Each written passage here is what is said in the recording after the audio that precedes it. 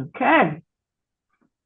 Well, we don't have a ton of people yet, but we're here together at the CPO 1 March meeting.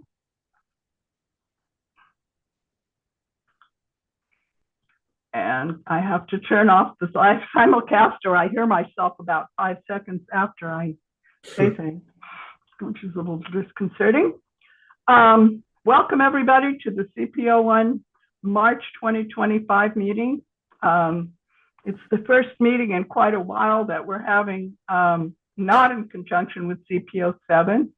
And we did have a great topic of what happens when you call 911, but there was a problem with the presenters, and so we're postponing that hopefully till April, maybe till May, but we decided that we could just have an expanded set of reports from our community partners and then an open forum of our members.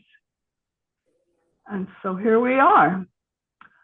Right now we've got 6 panelists and 2 attendees, but hopefully a few more people will join us. And I still don't see Bruce. Oh, well, we can get along without him. I'm going to do the land acknowledgement, and then we'll hear from you, Nicole.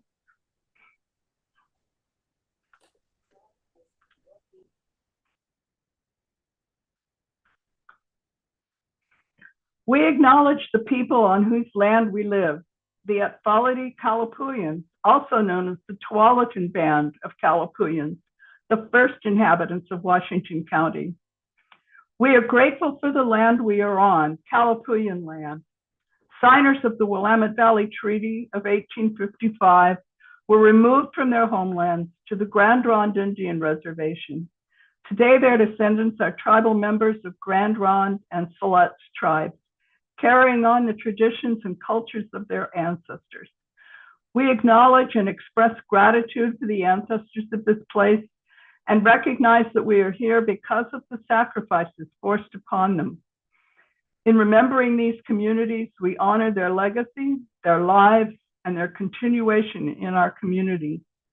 I'd like to invite all of us to reflect on the role government has played in the painful colonial history and reflect as well on the resilience and healing of the indigenous land and communities. We invite everyone to collaborate and work together with the tribes to take care of the land and water and the people who inhabit these spaces. That felt good to have that again. So we are going to begin now with community partner presentations, and Nicole has asked to go first because she's got kiddos to look after, and we understand that. So everybody else, maybe turn off your cameras and let Nicole take it away. Thanks, Virginia. I really appreciate it. Hi, everybody. I'm Nicole Paulson. I'm Planning Supervisor at Tualatin Hills Park and Recreation District. Happy to be your liaison here between the CPO 1 and the district. Wanted to let you know a few happening on the horizon for Saturday, April 12th for in-district residents and Monday, April 14th for out-of-district residents. We also have elections coming up for the Park District. If you're interested in running for the board, I think you have until March 20th to apply. You can learn more at washingtoncounty.gov. We also have our spring native plant sale underway, and that will be ordering begins March 2nd. Plants are available to pick up May 9th and 10th.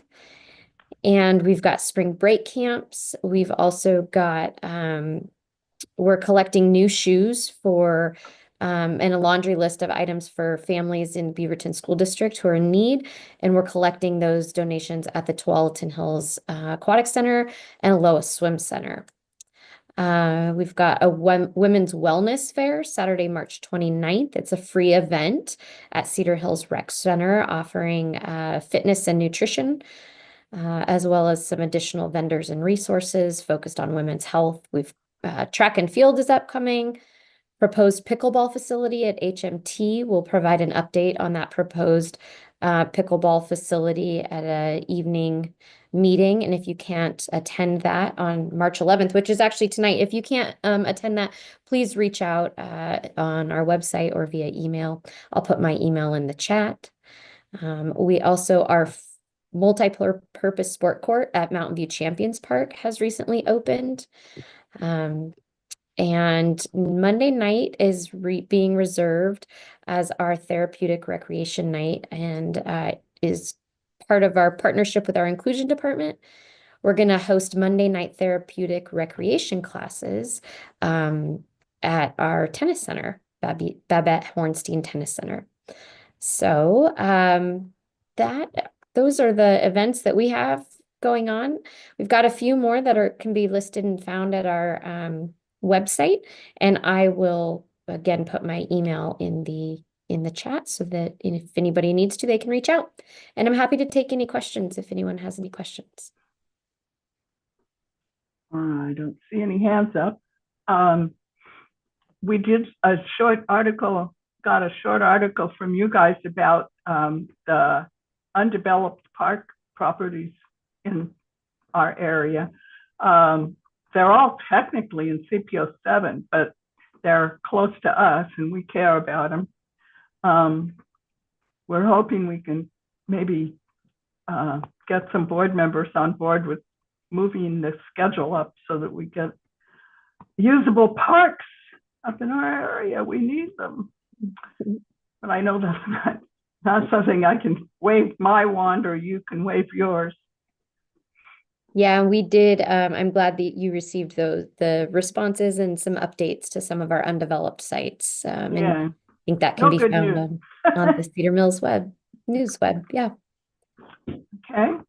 Well, I hope everyone has a great evening. Thank you. Thank you. Have fun with the kids. Okay, who else do we have? Frank, are you ready to give us an update? Yes, I am. Can you all hear me okay? Yeah. All right, perfect. It took me a second to find the mute button. As always, thanks for having me. Hope everybody's doing well. We do have a water system upgrade coming to West Lawn Terrace pretty soon. So starting sometime late this month through May 2025, or this year, we'll be upgrading about 800 feet of water mains along Northwest West Lawn Terrace, approximately from 128th Avenue to about 130th Avenue.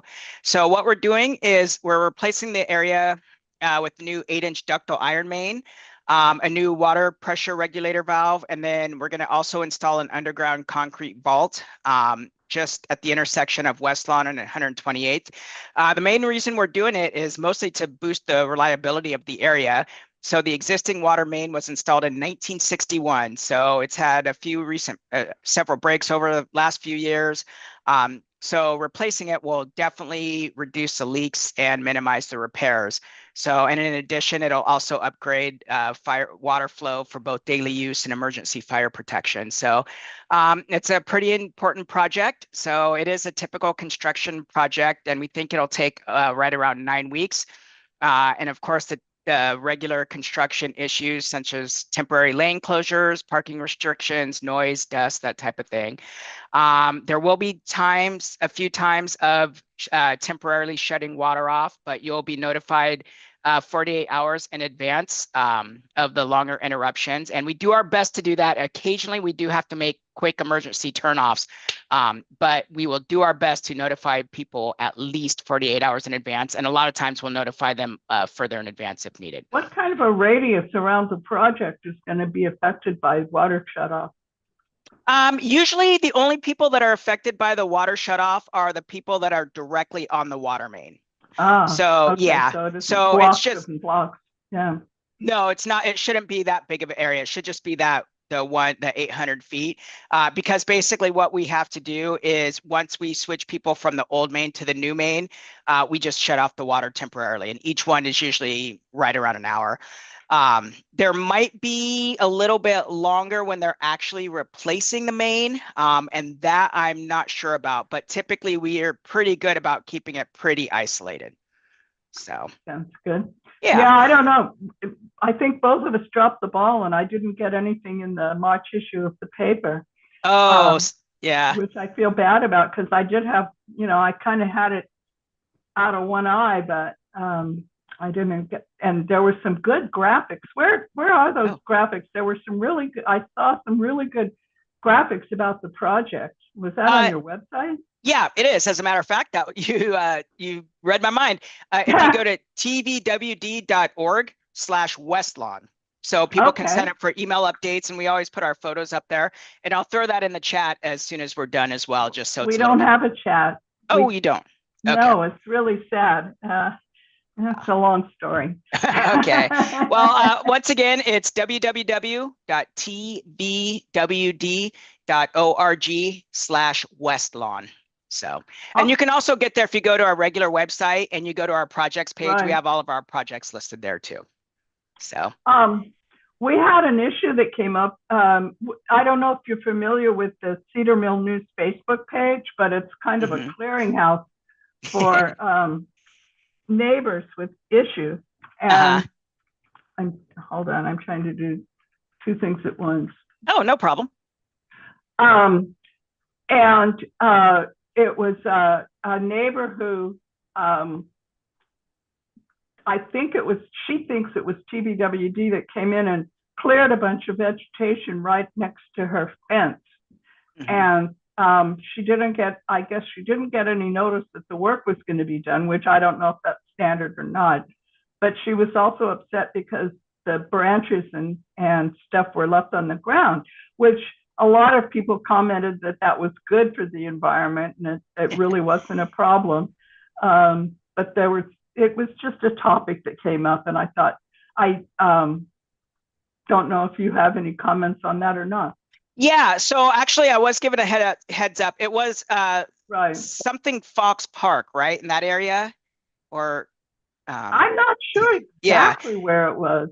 But it was it was a wetlands, and we actually it wasn't ours. So we don't own any wetlands. And we actually had our facilities people look into it, and it's a property that we don't own. Our best guess is it's either owned by Clean Water Services or Tualatin Hills Parks and Rec. And they're the ones that did it. But I promise you, we did look into it, and it is not our property. So unfortunately, I can't help, but I would say contact.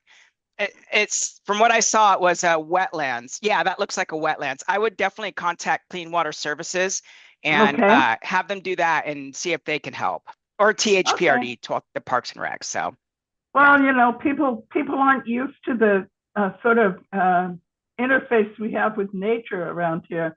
Yeah, well, and we also get confused with Clean Water Services all the time, mostly because we joint bill.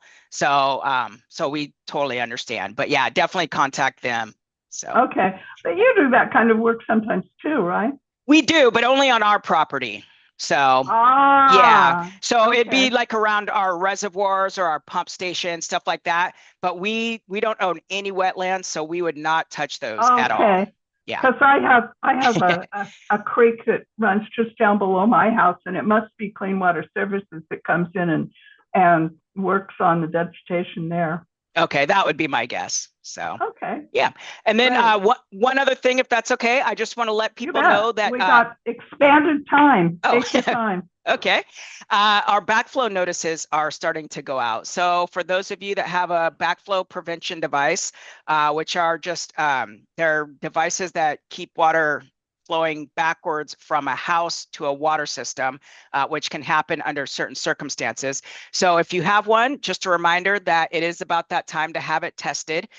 We do have a wonderful program where for $35 added to your water bill, we can take care of the testing for you in addition to $50 in repairs. So we would love for you to sign up for that. But if not, make sure you get it tested. I just actually had mine. Personally, I live in the city of Tualatin, so I'm not within our water district, but I just had mine tested this past week, and thank goodness it passed, so I'm in compliance. But if you have one, make sure that you get it tested and you are in compliance. And then as long as we have extra time, can you explain what a backflow thing is? Oh, sure. So, normally water flows in one direction. So it flows from the water main into your house and then through the pipes all throughout your house. Under certain circumstances, what can actually happen, and the most common circumstances is if there was a large fire in your neighborhood and the firefighters, our friends at TVFNR, have to open up fire hydrants. What it does is it can cause kind of almost a reverse in pressure where water that's in your house, like let's say you had a hose that was sitting in a bucket, or you have a hot tub or something like that, the water from that can get sucked back into the water main, which can actually be sucked back into our water system. It's pretty rare that it happens, but it actually does happen. There's been a few cases in Texas that have been pretty bad. So what a backflow prevention device does is it actually it's a mechanical device. So somehow it actually locks it when the water is going backwards, so that water cannot get back into the water main. So like yeah, the valves in your circulation system. Yeah, exactly. Yep. So they're very important to have. So flowing the wrong way. Yep. And so they're most common at houses with like a sprinkler system. So if you have an automatic sprinkler system, you need to have one. Hot tubs, anything that is basically more or less indirectly hooked up to the drinking water system that does not carry actual drinking water, if that makes sense. So, right. Yeah. Well, I've got one. Oh, yeah. So, yep. Hopefully you've signed up for our backflow goal. I do. Backflow. I good. Do. They come out and do their thing. Okay, perfect. So, and more information about that can be found at tvwd.org/backflow. Right. And we'll be having probably an ad from that in the next issue. Oh, yep. Actually, as a matter of fact, you will. Yep. So great. Wonderful. Yeah. Any other questions, comments for me? I don't see any hands up. Okay. Awesome. Well, thank you very much. And I will talk to you all later. Okay. Thank you. Let's see who's next. Get rid of that. Who else is out there? Megan, you ready to talk?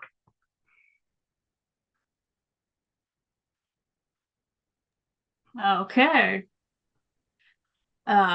So just a few Megan quick updates. Rasmussen, Washington County Sheriff's Office. Yes.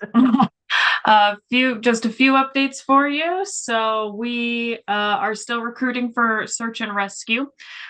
Search and rescue is a program for teenagers 14 to 17, and the applications are open now. So these are very upstanding teenagers, and the program teaches them unique skills on search and rescue, and they are used by law enforcement agencies across the state. And they go out for various assignments. That could be searching for evidence, that could be searching for missing people. And so if you know of any teenager who might be interested in a career in law enforcement or emergency services, this may be something that would interest them. So please let them know so that they can apply for it. We also have our registration for Community Academy is open for one more day. It closes tomorrow. Community Academy is a great opportunity to learn all about the various sides of the Washington County Sheriff's Office. We are offering exclusive tours of our precincts, as well as our training center, which is not typically open to the public. So you'll get to go in, see how we train. You can try your hand at some things. We're going to have a class on forensics, so you can try different forensic skills. We're also going to tour our dispatch center. So all of these are, different classes. It is an 8-week course on Wednesday nights. So if you're interested in that, make sure to check out our website, because registration does close tomorrow. I was going to say, should I run it in the next issue? But I guess not. It was the ad. So the registration was open for about 3 to 4 weeks. So yeah, it's closing tomorrow. And it does have a cap on how many people can register. We are right at that cap. So if we get a couple more registrations, we can slip them in. But Sounds you know, just good. want to make sure everyone's aware in case they are interested to register. You know, that way we're able to let people know if, you know, there's room. So I want to encourage everyone to register if they are interested. It occurs to me that it might be good to comment on the post about that kid down in Salem, because they used the search and rescue team too. I mean, I hope not, that doesn't sound cynical, but it might be a good connection. The child that was found today. Right. Yeah, But so they we were engaged- not dispatched to that. No, you weren't, but their local group probably had a similar. Yes, a lot of search and rescues were dispatched. I'm not entirely sure who they decided to dispatch. I know Clackamas County was dispatched down there. They did bring in a lot of people, but to my knowledge, Washington County did not dispatch to that No, I case. wasn't saying that you guys were directly involved, but that it That's was, the you know, a lot exact- of people were paying attention to it, and it might That's not the hurt exact type of thing that that they do around here. That they do, yes. It's just that, you know, for whatever reason, our team wasn't dispatched, but we have been dispatched across the state for different missing people. So Wow. in this scenario, they dispatched other groups. Right. Could be for a variety of But it was reasons. similar But that is the programs in other exact places, type right? of thing, yes, that these teenagers would be doing. Right. Wow. Mhm. Anything? Oh, did you find anything about that doggone gold car? I'm going to go ahead and share that. Yeah, so I was looking and I was able to find one call, but I wasn't able to review it quite yet. So the scenario that we have here is that, and you know, it's unfortunate that the deputy is not able to make it because they may be able to give more information. But in traffic scenarios, a deputy has to see it in order to act on it. So these are for traffic citations and reckless driving, speeding, things of that nature. We have to see it or, you know, have that visual confirmation from our deputy in order to enforce anything. I will make sure, it says in the comments here that it's been reported. I found one call. And I didn't dig too deep, so there might be more, and I'll continue to look for it. But the only note that I see here is that this car is known to be a problem. Yeah. And it was called in as an information. Right. Post. Well, what he does, for those that aren't familiar with it or that don't subscribe or aren't on Facebook, the Cedar Mill News Group, this guy pulls out into the opposite lane to pass cars that he thinks aren't going fast enough, and just causes all sorts of havoc. And he seems very entitled with his gold Lamborghini and his gold McLaren, and not a good neighbor, I guess you could say. So if anybody's had an experience with him, it has to be reported in such a way that a deputy could be dispatched quickly enough to find the guy. So it's a little tricky, but Yep. not a good neighbor. No. So the only calls I'm seeing are from Lifetime Fitness. And so I want to encourage people, if you encounter a reckless driver, any reckless driver, not just this scenario, any reckless driver, we do encourage you to call in. If there's a deputy close by, they can reroute that deputy to that location. Obviously, you know, cars are moving, so there's certain things we can do and certain things we can't do.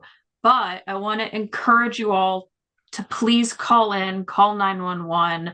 That way we are able to have that information. And if we can get someone there to try and locate the individual, we can make sure that the roads are safer. Yeah, We so do that's- recognize that traffic is an issue right now. Not a non-emergency call. That should be a 911 call. That's a 911 call. It's an I was active. driving down Cedar Hills Boulevard.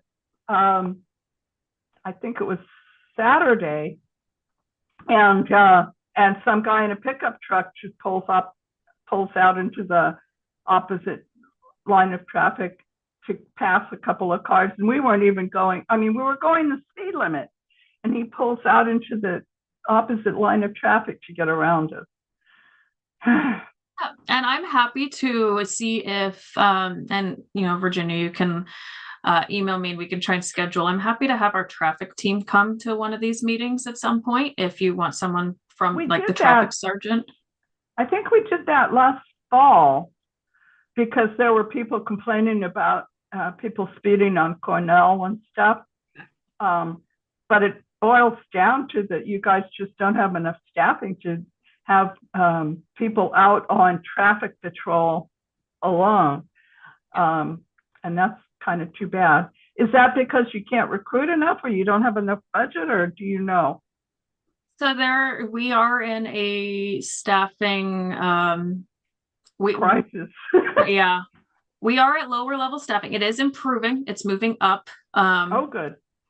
During COVID and around the 2020 area, obviously there was a lot of attention on law enforcement in different areas of the country. And what that did was change the perception of the career of law enforcement. So we did miss a good chunk of applicants. And for getting an applicant on the road, it takes 18 plus months for solo patrol. So, considering how long we're in that span of time where there weren't many applicants due to the public perception of law enforcement. So we're coming out of that. So we are getting more applicants. It's just taking time to get everybody trained to the level that they can be on solo patrol. So hopefully you'll start seeing improvements here soon. But we have been in a staffing crisis. Is there any kind of a career path at community colleges that people can get into? Well, so we work with a lot of community colleges. I know PCC has a large program. Chemeketa has a program. Mount Hood, I believe, has a program. So we have a recruitment team. They are getting into the colleges. They are talking with, and even at four-year colleges, Portland State has a program. So we're getting into those colleges to, encourage those who might be interested in the career to look at Washington County as an option. Great. Yeah. Well, anybody have any questions? We don't have a deputy to give us a crime map or anything this month, huh? So I could show you the calls for service map if you'd like to see. I just can't, necessarily. We always like to see that. Sure. And we've got plenty of time tonight. Let me. Oh, we have a hand up too. Okay. Roger.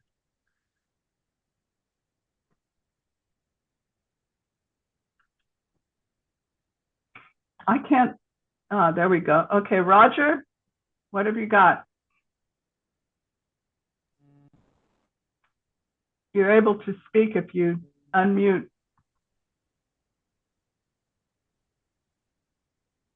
Roger, over and out. I'm not hearing anything. Okay, carry on, Megan. Okay. So what we have here is our calls for service map for CPO 1. This is for the calendar year of 2024.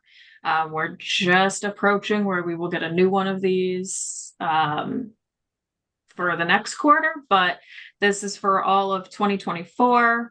And that's, it has your top 10 public initiated, which means the public has called in, and it has your top 10 deputy initiated, which means a deputy on the road saw an issue or acted without a call from the public on those issues.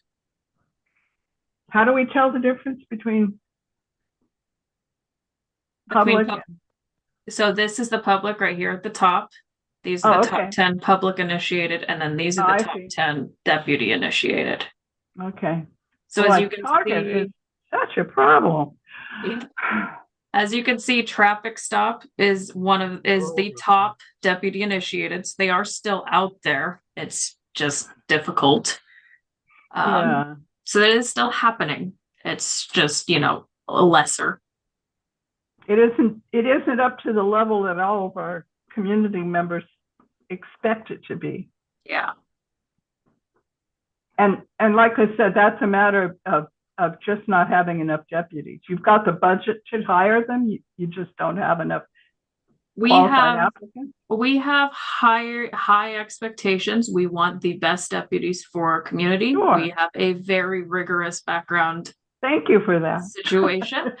And so, finding those qualified applicants to, be in the community has been, a continued struggle, but we are getting better.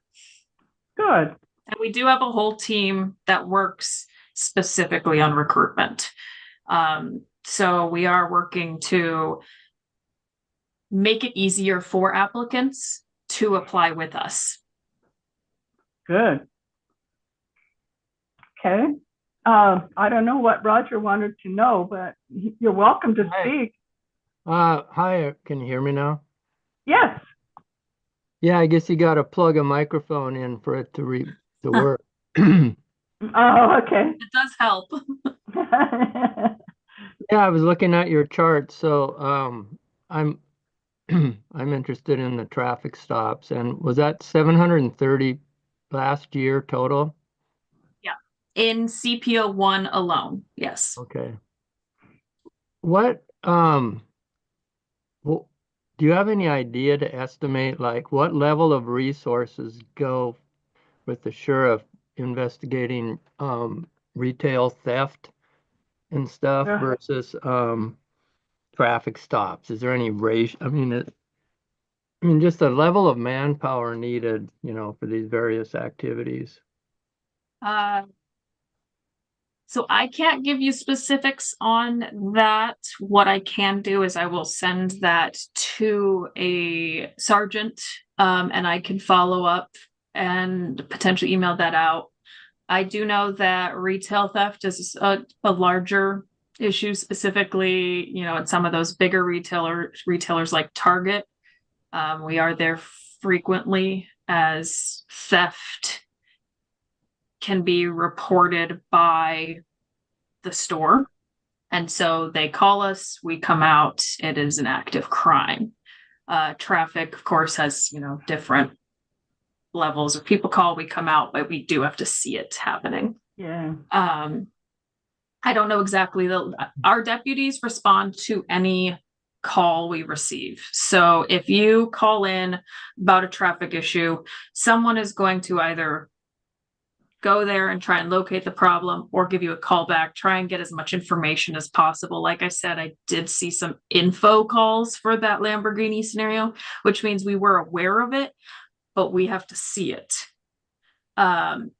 Retail theft is different, and obviously we don't have to see someone stealing in order to prosecute, and they often have those cameras so we can look into it.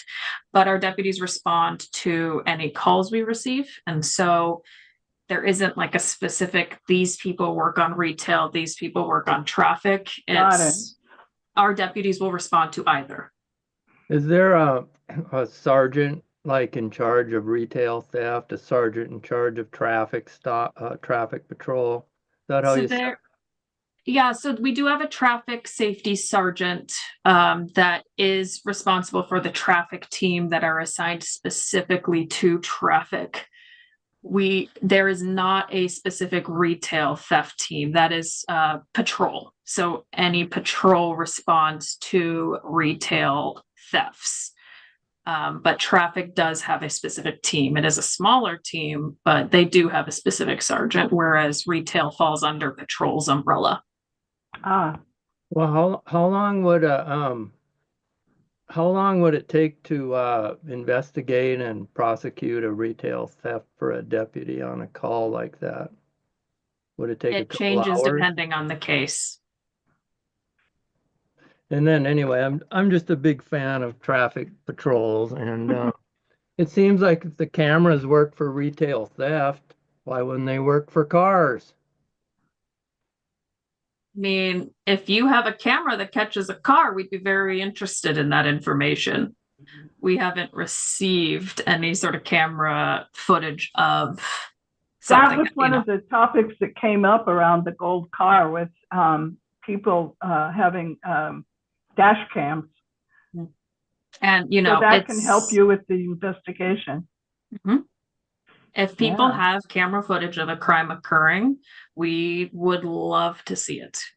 Excellent news. Okay, well, I'll post that. I'm not guaranteeing anything can come from that, but please call that in so that way, at the very least, we have more information and data. Yeah. Hey, Thank Bruce. you. Yeah, Hey, I'm done. so Thank you. Of course. Roger, I wanted to remind you of the work that we did on noisy mufflers and car Oh, noise. yeah. And I find myself in physical pain, flinching when just the normal loud car goes by, and occasionally there's some monster vehicle that just, or a motorcycle with straight pipes, feels like I get hit in the head with a 2x4. And I'm wondering, Megan, what in sort of parallel to speeding, what could be done to address excessively loud muffler systems on cars?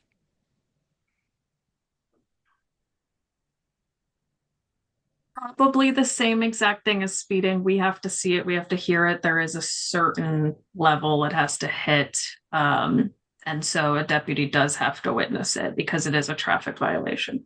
Well, in this Dash case, cams don't pick up audio, do they? so in this case, it would not be witnessing as much as it would be sticking a meter in their tailpipe and having them hit the accelerator. So it's, I mean, I'm serious that is there a way of finding cars that contribute way too much noise per IQ point of the driver? Did I say that right? I think I did.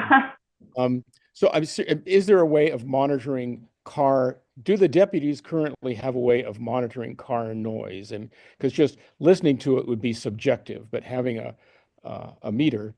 And Roger and I had this issue sort of on the plate a decade or so ago or two. Yeah, so I can follow up on that. I'm not entirely sure. That would be a question that would be great to ask the traffic sergeant. So it might be worth having him come back with some of these more specific questions. Thank you. Because he would maybe have that information. I'm not sure. Well, I mean, in the past, the answer has been, we don't have the equipment, it's too hard, and blah, blah, blah, blah, blah. But I think that with the number of cars on the road with aftermarket mufflers that amplify the sound, it's something that warrants some attention. As always, I'm happy to run an article if you have enough information too. I bet we could pick the old noise ordinance article, update it just a little bit, and publish it again. Well, in the old days, that's terrible to say, but you know, it used to be Jake brakes, where the exhaust brakes were the big culprit in traffic noise. But now with no traffic law enforcement, with no regulation enforcement, I mean, the speeders as well as the car enthusiasts that enjoy their loud mufflers so much, they know there's no law enforcement, so why bother even thinking about obeying the law? It's a free world, you know. With entitled people. So anyway, Okay. thank you, Megan. Of course. All right. Well, that takes us through our community partners, unless any one of you has more to add. I have a couple of things of land use, actual land use, which is Virginia. Hi, Gavin? this is There you Gavin. Do you are. want me to? Do you want me to Yeah. speak with? Absolutely. Okay. Sorry. No, you're okay. Can you hear me? Okay. Yeah. Okay. I'll hopefully be quick. Hi, everyone. My name's Gavin Price. I'm a lieutenant with Station 60 on B shift. For those of you that do not know where it's located, we're 95th and Cornell. Kind of an update here at the station itself. We have had quite a bit of retirements. We're also constantly hiring people, but we've had a lot of captain movement lately in the district. So we have a new captain, Jeremy Friedrich. So you'll probably hear from him in the future at these meetings. So I wanted to make you aware of that. What else do I have? Last month, February was recognized as American Heart Month to raise awareness on heart disease. For those of you that don't know, heart disease is the leading cause of death in the United States. The CDC reports, I've got 2022 numbers. I couldn't find anything more recent, but 1 in every 5 deaths in the United States is caused by heart disease. So my point here is I would encourage everybody, one, to learn CPR. It's really, really important because you never know when you might come across somebody that's going to need that. Which kind of leads me to my next discussion. I'm not sure if you are aware, so we have a free app that you can get on your cell phone, whether you have an Apple or Google phone. It's called Pulse Point. You can go into the App Store, like I said, download it for free. And basically what this app is, you can sign up on the app if you're trained in CPR. So it will alert you if there is a CPR call that is close to you. So you could be at Mall 205, and if somebody went into cardiac arrest, your phone would alert you to, hey, there's a call that somebody needs CPR at the mall, and it also will locate the closest automated defibrillator. The defibrillator is the machine that shocks the person. So it's a really cool app, and it's actually saved quite a few people that have signed up for it. Yep, the app helps with increasing survival rate of cardiac arrest. And the other neat thing about the app is you can actually listen to live dispatch on it, not just here in Washington County. So whoever subscribes to that app, you could go into New York and listen to a New York dispatch right now if you wanted to. Any questions on that, the Pulse Point app? No, that's a good recommendation for people. Yeah. Next thing I want to talk about, wood burning stoves. I'm not sure if anybody in the group here uses a wood burning stove, but just kind of some safety tips and recommendations. Unfortunately, people, I've been on a few of these in my career, when they take the ashes out of the stove to clean their stove, they put it in a paper bag, then they go and put it out on their deck. Unfortunately, it's not cooled off, causes a fire. Not good. So what we recommend is after you do have a fire in a wood stove, let it completely cool, at least 24 hours. We also recommend putting it in a metal container with a metal lid, and then do not store it anywhere near flammables, obviously. Recommend at least 10 feet away from the home. Again, don't put ashes in bags. Don't vacuum up ashes. We have people that do that in their vacuum cleaners. That can cause fires. And don't dump the ashes directly on the ground. We've actually, go ahead. I'm sorry. Did you find out what caused that really bad fire over there? I was just gonna I'm not sure if it's the one. So are you talking about the one down the street on Cornell, that house fire? Yeah, just near the school. Yeah, that was, from my understanding, was caused by a candle. And from my understanding, a cat had knocked it over. Ah! Yes. Cat and the candle. Yes. So I wanted to talk a little about candle safety with you all. Yeah. So believe it or not, 7 out of 10 homes use candles. According to the National Fire Protection Agencies, candles account for 2.4% of all fires and result in 6% of total injuries from fires and 3% of fatalities in fires in homes. Nice. The National Fire Incident Reporting System reports that candle fire incidents occur 45.2% of the time in the bedroom. So a lot of these fires get started in the bedrooms. People light candles.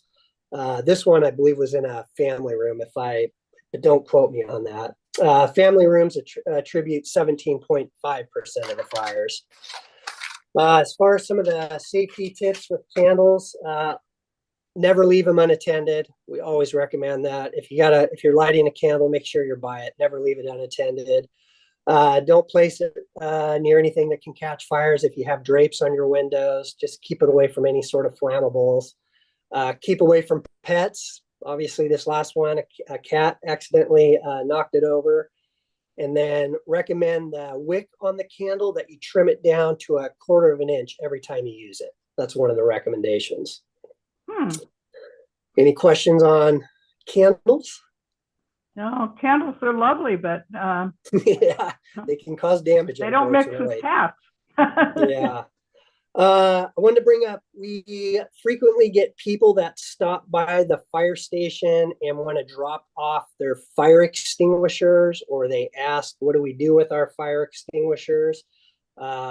Just wanted to let everybody know that you can go on Oregon Metro's website, and if you go under tools and services, garbage and recycle, it's going to give you a list of all the places that you can drop off. Metro takes fire extinguishers is really what I'm trying to say, and fire department, we do not. So I just wanted to get that out. We just had daylight savings here recently, so I want to talk a little bit about smoke detectors. We always recommend, if you haven't changed your batteries, most batteries now, they're 10-year, but if you have, some people have the older ones, we recommend every 6 months, or at least check them to make sure they're good. Check the button to make sure the smoke detector is operating properly. Change the batteries, dust them. A lot of times dust can cause the smoke detectors to malfunction.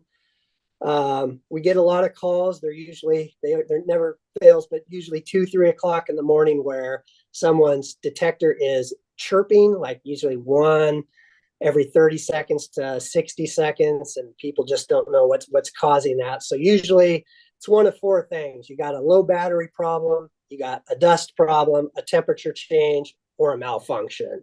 So believe it or not, on the back, if you can get access to your smoke detector, on the back of the smoke detector in small writing, you're going to need readers, but it'll tell you, if you hear a chirp every 30 seconds, it'll tell you it's a battery problem, or if it's 2 chirps it gives you the recommendation what it is. It may be that your detector's just outdated and you need a new one. So something to be aware of. What else do I have? And you guys will come out on some kind of a schedule if somebody is not, like an elderly person that can't. Yeah, we get calls. They usually go to CBOC, which is our central building located there in Tiger, and then we'll usually get an email if an elderly person needs help with putting up a detector, or if they're having issues. Yeah. And then we do go on like I said, the 911 calls early in the morning when they're chirping because they just don't know what's going on. So we'll help them with that. Yeah. It's a very irritating noise. Yeah. Other than that, I don't think I have anything else. Does anybody have any questions for me? Not. Oh, somebody does. And it's Roger. Hello. Yeah. Hi, Roger. Hi. How are your staffing levels? Do you have trouble recruiting and filling positions? It's nationwide. Like the police, we are constantly hiring. Right now we're all over social media. Yes, we're looking for people. We're constantly losing people through attrition and retirements. I believe, I wish I don't have the information right in front of me, but we're constantly testing. You can go on to www.tvfr.com. There's a whole section on how to apply with Tualatin Valley Fire and Rescue. But yeah, we're always needing people, if that answers your question. Well, what do you do? Do you do overtime if you don't have enough staff, or how How do you? Yeah, we'll never, Tualatin Valley doesn't leave any engine, unattended or whatever. So if someone happens to call in sick or there's a vacancy, then it usually gets filled with an overtime person. There's sometimes where we don't get a choice. They're called order back. So we get forced to work. And that happens every once in a while. I think last month it might have happened 17 or 18 times at the company officer level. So it does happen. Oh, Thank you you. should run an You're article. welcome. Anything else? Thank you. All right, thank you. Okay, I will, I will quickly go through a couple of development related issues. I can share my screen.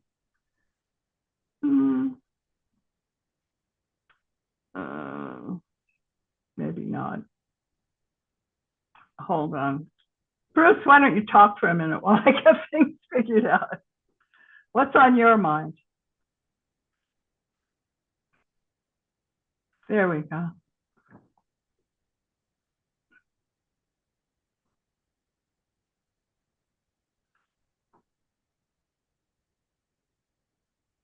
Bruce?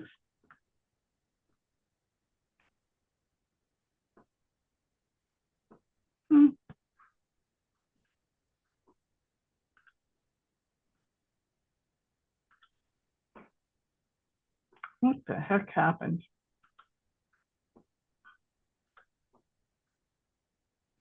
Bruce, do you have anything to say while I'm finding the window that I want to get it? There it is. All right, never mind. This is from the current March issue of the CPO of the Cedar Mill News issue. And there's a neighborhood meeting on Monday, April 7th in Beaverton for a development that's going, it's proposed an apartment development that's proposed, which is across from the Beaverton, the Peter Court Center. This is Valeria View, which goes down into the housing, and this is Barnes Road, and they're proposing an apartment building, and there would be some grading for that, and then some grading on this side of the street. I don't know what that has to do with it, but it's part of the application. The presentation is going to take place at the Central Beaverton Neighborhood Association, and the information is there in the CPO news part of the current issue of Cedar Mill News. So if you live around that area, or you travel around there and you're concerned about traffic or anything else, please try to attend. I believe they do that virtually as well as in person, but I'm not positive. You might need to check the Central Beaverton Neighborhood Association with the link that's there. And then also we have, this has been taking a while, but Catlin Gable is expanding their campus, and they're just further down the road on Barnes. This is where the hospital is over here, and this is where Catlin Gable is. And at one point they said there wasn't going to be an entrance on Leahy, but now there is. So that might concern some people. But they're going to develop a new middle school and moving some things and some new buildings and facilities around the Catlin Gable campus. So that's that. Anybody have any questions about that? No? My understanding that they've put the middle school on hold, and they're going to be focusing on this development you just had in your newspaper. Okay. So I don't know about the access off of Leahy, if that was the problem, or, but anyway, that's what Tim Bazemore, the was saying. So, All right. Well, there's certainly slowed down development. I think that the majority of the larger pieces of undeveloped land has been dwindling in CPO1. So we're just not seeing the kind of activity that we used to. That's not to say something isn't going to loom up against us in the near future, but right now it's pretty quiet. Let's see. Now it's time for an open mic. If anybody has any issues, it's your CPO, as Bruce said, and we'll be happy to field any questions or any issues that anybody's got affecting the people in CPO1. Was there any decision made on combining 1 and 7, or how's that going? Oh, there's never really been well, actually, that is one of the things that I wanted to talk about. Thank you for bringing it up. The process is ongoing, but the commissioners had a meeting this morning on the future of the CPO and CCI system, and staff was recommending that the whole thing be put on hold for a couple of months at least. They were talking about waiting until after the county budget process happens, but it's also got to do with the staffing level at our parent department, which is Office of Equity, Inclusion, and Community Engagement, OEICE. And they have a director who's new, and they have one staff person. Well, they have two staff people, I guess, Carol, who does the graphics and stuff, and one person that administers all of the CPOs, Ika, who's a champion, but we need more people on it. So the staff recommended, yeah, go ahead, Bruce. Well, finish your sentence. Staff recommended that they take a pause, and the commission seemed to go along with that. So we were not likely to see anything on the quote modernization plan until probably this summer sometime, June, July. Yeah. So as chair of the Washington County Committee for Community Involvement, we have been working on a response to the 5 guidelines, and we've invited Ika to come and present her findings on the survey analysis next Tuesday, March 18th. We're going to have a more in-depth discussion of the presentation that the commissioners received today. Philip Bransford presented the Philip Bransford, Alicia Sojourner, and Courtney, our county council, presented that talked about the survey findings, and excuse me, and they were interesting enough. It's kind of a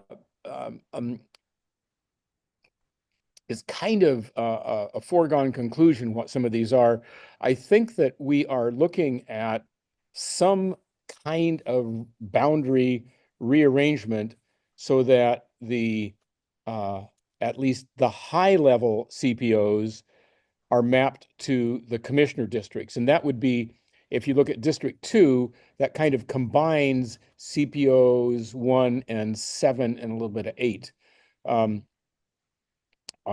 The advantage that I see of having a high-level organization gives us the expectation that a county commissioner would come to each of the CPO meetings. So there's 4 commissioners, there's 4 districts. They just those four commissioners would spend one night a week or a month, one night a month at the CPO meeting, presenting a little bit and listening a lot to what people are talking about. Yep, and I think representing us. that has tremendous value. Whereas trying to get a commissioner to go to 3 or 4 different CPO meetings a month is just not going to happen. So I kind of like the idea in some ways of a high level mapping, which would then give us, as we saw last night, CPOs 6 and 7 hosted a large meeting at PCC Willow Creek addressing the incredible bottleneck that the MAX line creates crossing over 185th right by Baseline and right by Willow Creek. It took me 15 minutes to go 2 blocks going to the meeting at Willow Creek last night. And so we need some way of having an organization, if not a boundary, at least an organization that lets you define an area that is affected by a problem. And in this case, CPO 6 and 7, representing their membership in those areas, had a TriMet person, not an ODOT, TriMet, Washington County, Hillsborough, and help me out here. There was another one, but there were 4 or 5 jurisdictions represented, organized by a CPO to discuss a very significant bottleneck in our transportation system. Now, there are no good answers to this particular problem, but I think it's notable that that the CPOs organized it and got all these organizations, municipalities to show up. And Pam Treese came and was a very adept observer of the whole process. That is an example of a kind of, not exactly a hyper-local issue, because it affects a large region. What I call a hyper-local would be speeding on the street in front of you, Roger, that you're very worried about a lot of hyper-local issues in speeding. So some sort of organization that has levels, some sort of CPO boundary structure that has levels of organization for the people would be very interesting to pursue. The other thing that I found encouraging that's going on is that CPO1 has a display kiosk at the Cedar Mill Library. And I went through it the other day, and we've thrown away a bunch of the kind of short-term interest things, but there's a lot of history and perspective stored in our kiosk, as well as a lot of maps and a lot of information. And some of the latest information is stored there. And the library, being an educational organization, I think is ideally suited to provide educational opportunities for CPOs. The Cedar Mill Library had a series of presenters from the Oregon State Extension Service, one talking about food preservation,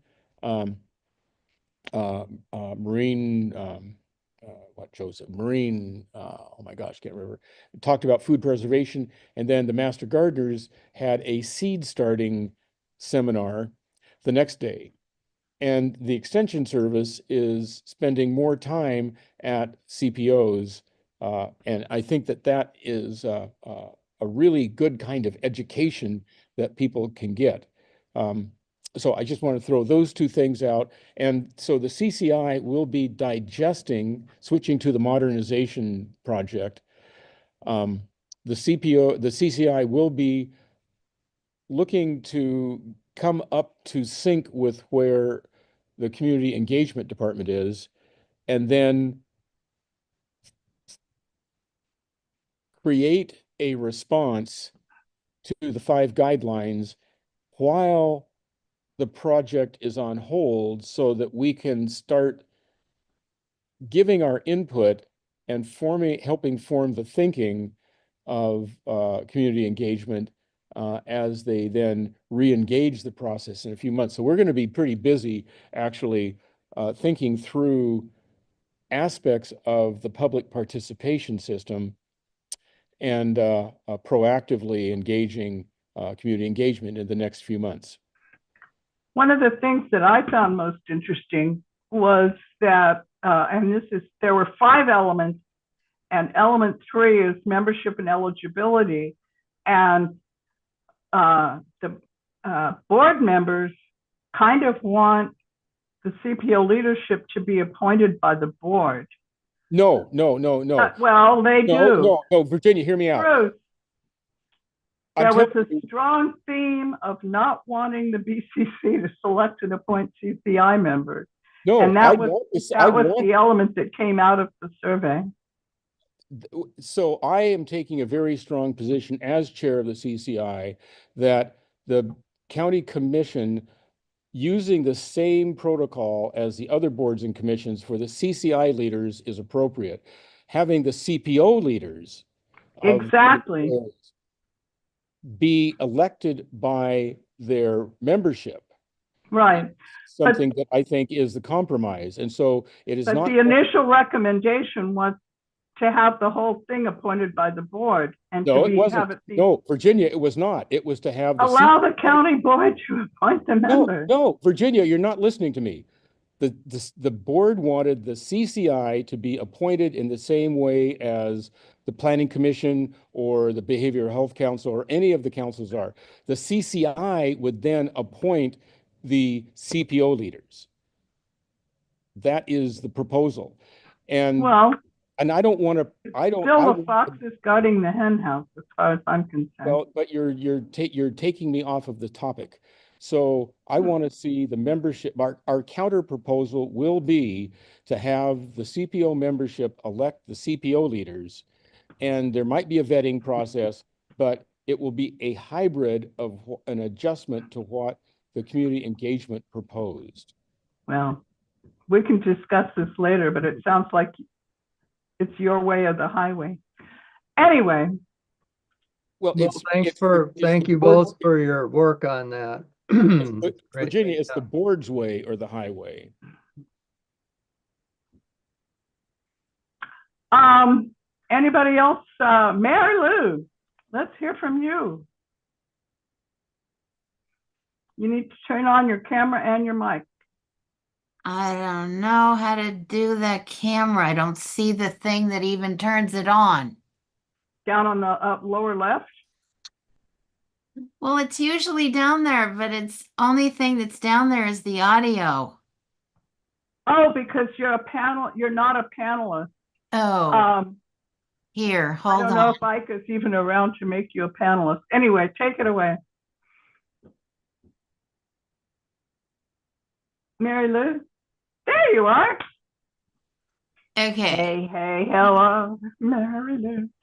Okay, I was just going to say, I have the exact same recollection as Virginia as far as the discussions about the revised CPO CCI program. The modernization. Yeah, yes, the modernization program. Aspect.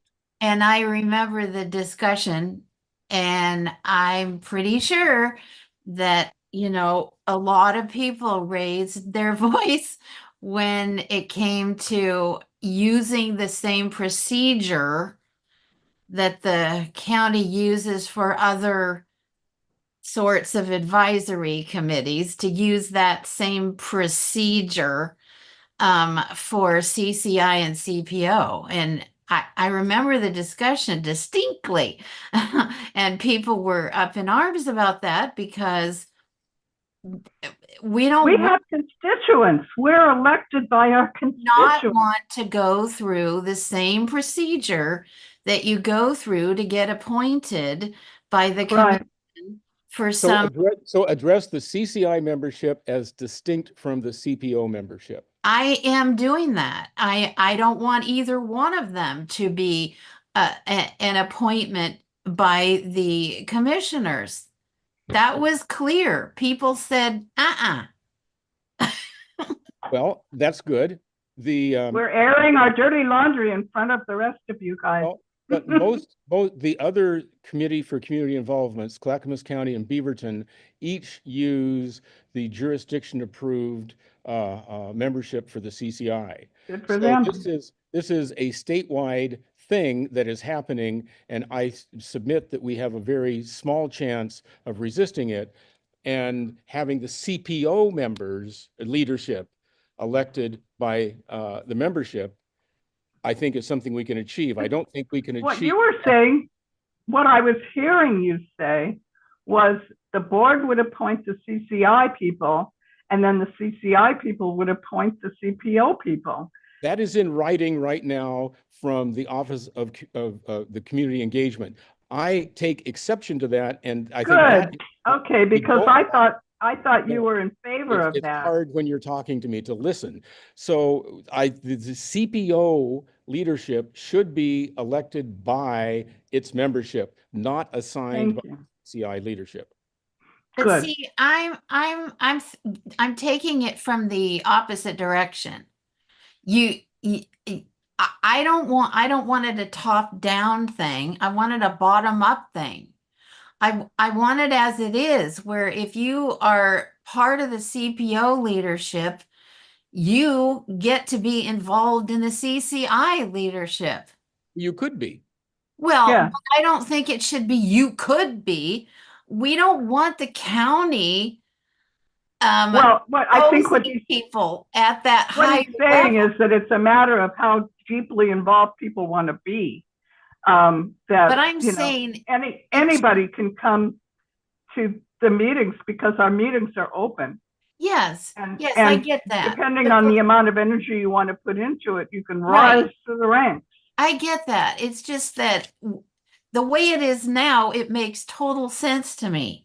You've got your local, that's the CPO. So you get yourself involved with the CPO.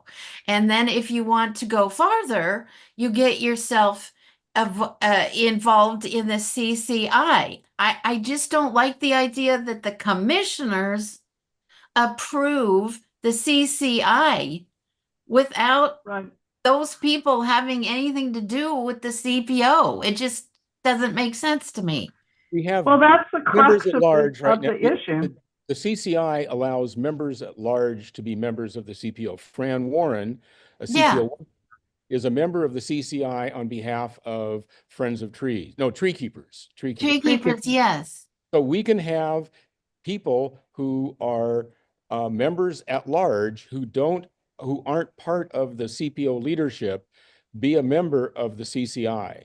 Well, that's the current way it works. Yes, I see. What we're talking about is how things are going to be after this modernization deal, but you see, and whether that, how that will affect us, and that's where the conversation happens. In writing the response paper, it's clear to me that community engagement did a pretty marginal job in laying out the 5 guidelines and define, and they didn't address any of the secondary issues with their proposals. So Amanda Garcia Snell was the author of these, and she very conveniently left the county a month ago. So in the midst we have of an all entirely new leadership structure that is, I think, much more attuned to listening to the CPO leaders than our previous OAICE management was willing to do. So I think that we have a chance. We're going to have to negotiate. There's just no getting around the fact that we are not going to get our way on everything. I mean, we're going to have the public meeting law wait on us. And to me, that's the thing that makes it really not very much fun to be a volunteer community leader, is adhering to the meeting law.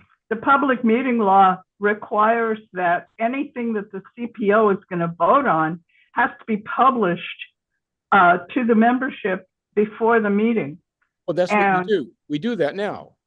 well, we do, but it means that if something comes up at a meeting, we'd have to wait till the next meeting to vote on it. And I don't know. We do. I suppose it keeps us from being a bunch of hotheads, but We and we have to notify the board. I'm unclear on how all of that part of it works. Bruce, can you explain that? That's exactly my point, is that when the proposal was put out, there were ideas that were not very well thought out that were stated. Half-baked. It was clearly half-baked. And so to be successful, the modernization project needs to be collaborative, not done exclusively under the auspice of OEICE. Or county administration, which has been doing a lot of it lately. OEICE is part of the County administration. Right. CAO. So anyway, now you guys know what a turmoil we've been in. And so the whole thing is on hold, and we have a few months to work on it, which is probably a good thing. And if anybody is delighted with all this conversation, you're all welcome to join the CCI meeting, which is next week. Next Tuesday at 7 o'clock. So Mary Lou, I wanted to say that I acknowledge that you have different opinions, and I think that we should have a sort of minority report on subjects where there's some strong disagreement, but might not be the majority position. But I think the minority position should be represented in our report. Well, how do you decide what's the majority opinion? Vote. Because I don't know what the majority opinion is. We don't I know yours. I know a lot of this stuff gets discussed at the CCI steering committee meetings, and they're open. They're open to anyone. I don't go to that usually. Yeah, well, I'm saying if you want to have an influence, it's probably a good idea to try to attend those. Because even if you can't vote, you can at least state your position and see if you can get a buy-in from the actual CCI steering committee members. We are still a democracy. And I can't help but see a microcosm of what's going on nationally in some of this. But that's just me. I'm paranoid. Everybody knows that. Well, I was wondering if there's a trickle-down effect to what's going on nationally as far as scrubbing websites of words like inclusion and things like that. I mean, is there any of that going on down? Well, no, it's the opposite in Washington County. We have a very strong DEI entrenched I know leadership. But what happens from are we, we'll find out. We don't, who knows? Because I worry about that. Well, we also worry about that. When I'm talking about the microcosm, it's the board trying to eliminate wild, crazy public voices from the discussion, as in us. Anyway, I think we're just about at the end of this, unless anybody has anything to say or to bring up as issues for CPO 1 to be paying more attention to. Next month, there will be an election in May, and there are THPRD public Parks and Rec Board elections. We have parkland in our CPO and in the neighboring CPO that's sitting there undeveloped, and we want to know what the board candidates think about that, and will they be on our side to speed that up? And there are some other, I don't know exactly what all's going to be on that May ballot, but we'll find out, and that's one of the things we're going to address at the April meeting. hopefully we'll also have TVFNR presenting on the topic that they were scheduled to present on tonight, which is what happens when you call 911. I still think that's a really interesting topic, and even though we got an article in the Cedarville News, I think it'll still be a very valid topic for CPO1, and with the ability to ask questions and get more details about that. So that's what we're looking forward to for the April CPO meeting. If anybody has an issue that is burning in your mind and that is relevant to people in CPO1, please let us know. We can't do a chat, but you can email us cpo1leaders@gmail.com. So I don't see anybody jumping up and down to say anything. Bruce, do you have anything to say in summary? Okay, well, thanks everybody for coming. We made it to 8:20, and I'm glad we decided to go ahead and have the meeting. Well, and I'm just glad that we're having our own meeting. I felt Yes. kind of, when we had the joint meetings, I sort of. Yeah, I know. Well, I- I wasn't up to speed. Well, I know. Late summer and fall, I just wasn't up to it. Right. But Yeah. I'm back. Well, yeah, I'm just saying that it's nice to have the CPO by itself. Well, we definitely, the CPO7 topics were good topics. Yeah.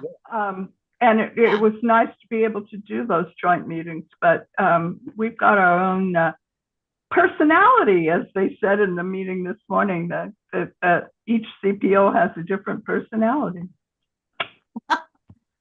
Well, it's just, I think we have, plenty of issues that we talk We do. about. And we have active people. And like I said before, if we were stuck doing nothing but land use, Yeah. and that was one of the goals of the modernization, was making us focus on land use.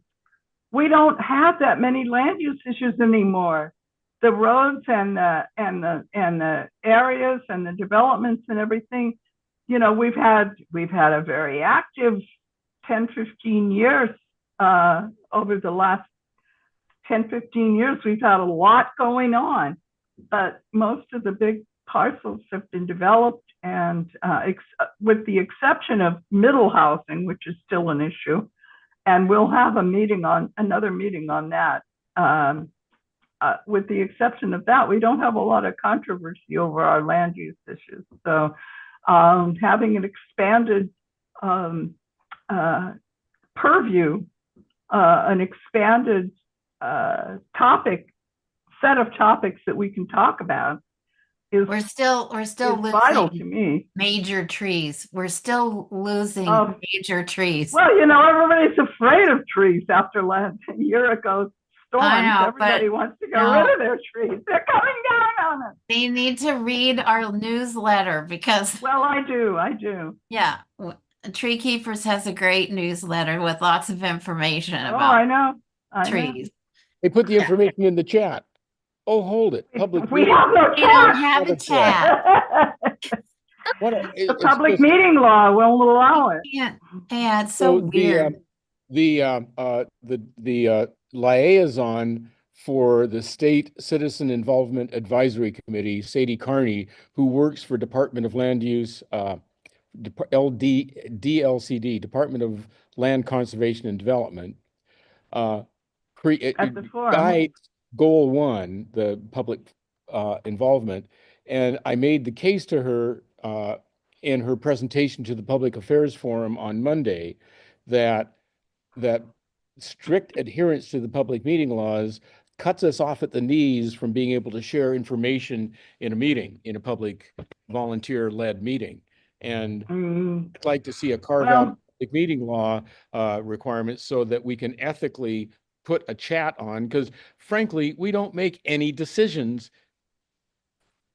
in any way. We don't hardly ever have a vote. And so we're protecting That's ourselves from something which doesn't happen. And I think a case can be made that community groups could have chat enabled in CPO meetings. Yeah, hope- wouldn't you think public meeting laws would require the ability of you being in a meeting where you can see the names of the other people that are in the meeting and that you can share information via the chat? Wouldn't you think You that would. that would be a benefit to the public? Yep.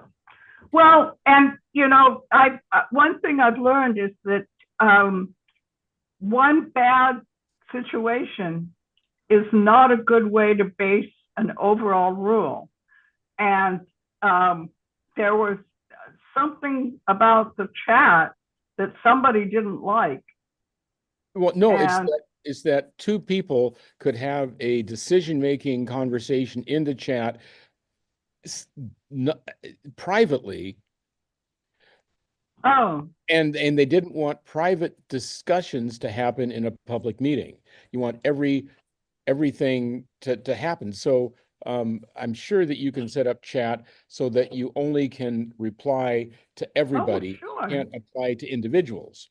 Right. So I never really understood Yeah. what the beef was with the Yeah. chat. I just never did. Anyway, some of our discussion is probably reinforcing people's desire not to be involved heavily in the CPO. the public meeting laws, any notes that you take, any emails that you send, any conversations that you have to be documented. So does that mean we can't text each other during a meeting? It probably does. It probably does. Yeah. It's just, it's infuriating.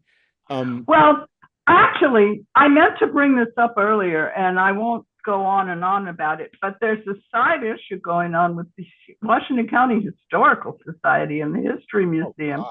And that board has not been public.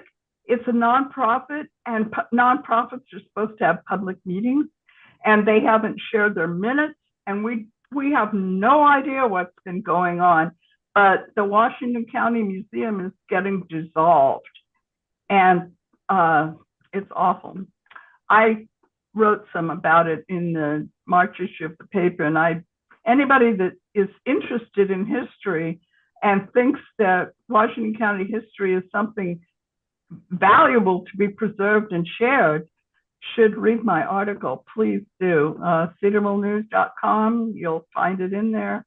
I really pulled my punches. I didn't say everything that I felt, but it's a terrible situation. Their budget disappeared because, in my opinion, because the focus that they were taking did not appeal to the general public, and they lost a lot of their funding, and they were paying their co-directors really big salaries and just completely ran the thing into the ground. And it's now on the verge of being dissolved, and the Washington County commissioners aren't interested in supporting it. And unless something really radical happens, we're going to lose. It'll be dispersed. The collections will be dispersed back to the people that donated it. Oh man. I mean, some of those people aren't living anymore. Well, yeah, but they'll know. I know it. There are local historical societies all around the county that may take some of it, but it shouldn't be broken up. It should be preserved. It should be preserved as part of Washington County heritage. Wow. Anyway. Wow. We're not going to solve that one tonight, but anybody that's interested in this should read my article. There's a link towards the end that lets you email all of the commissioners, and they're the ones who have the power to make it either die or continue. So just let them know that you think that Washington County history is something that ought to be preserved. And with that, good night, everybody.